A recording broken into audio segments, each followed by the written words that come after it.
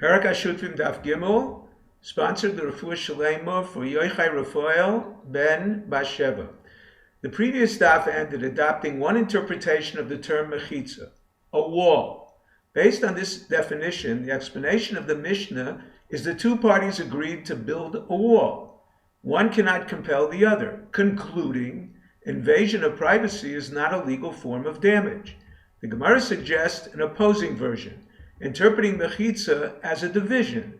The explanation of the Mishnah being they agreed to divide, consequently they must build, concluding invasion of privacy is a legal form of damage. However, the Gemara finds two difficulties with this explanation. Number one, what is the necessity for them to agree on a division? If invasion of privacy is a legal form of damage, either party can compel the other to build a wall. The Gemara answers, our Mishnah discusses a case of an indivisible courtyard measuring less than 8 by 4. Although a later Mishnah states if they agree to divide an indivisible courtyard, they must divide. Their agreement could be interpreted to mean divide with a border demarcation, not a wall. The repetition of this law in our Mishnah teaches one party can compel the other to even build a wall. Number two, the second difficulty is nothing is binding in this verbal agreement. The Gemara answers they relinquish joint usage of the whole courtyard. Each one selects the side he prefers and acquires it from the other by a kinyan sudar, or each of them performs a chazaka, an improvement on their share.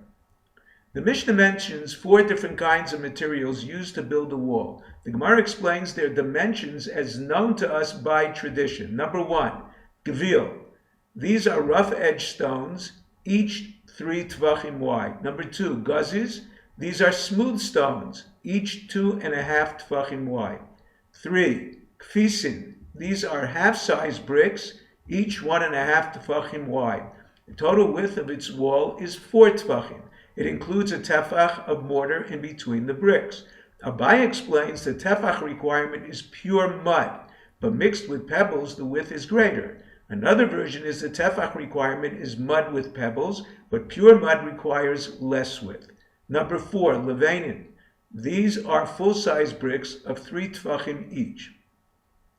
The Gemara questions whether these widths include plaster. The Gemara answers from the first Mishnah in Eruvin. It defines the width of a korah, the width of a half brick. The Mishnah describes the half brick as a chetzi levena shel gimel tfachim, a half of a full brick of 3 tfachim. The Gemara infers there are full-size, narrower bricks. Our Mishnah mentions only levena, the slightly smaller brick. The extra width of 3 tvachim is the plaster. The Gemara now explains the height-width ratio. The Gemara assumes that the width of 5 tvachim for guzes, smooth stones, can support a wall of 4 amos, a standard-sized courtyard wall. The amma tracks in the wall separating the holies and holy of holies in the first temple was 30 amos high. The guzes stones supporting this wall were only 6 tvachim wide. It sufficed because the ceiling weighed down on it as well.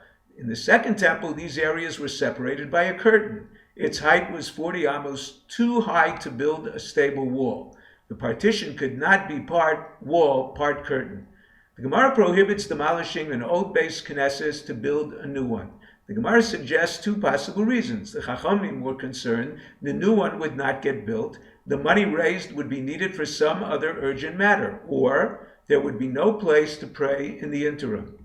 Where there is another community Beis HaKnesses, the second concern is eliminated. The Gemara extends the prohibition to where money was raised and all the materials were purchased for the new Beis HaKnesses.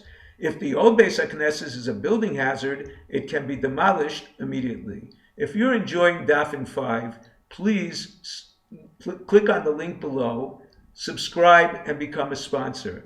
Help us get Daf 5 to so many other needy people.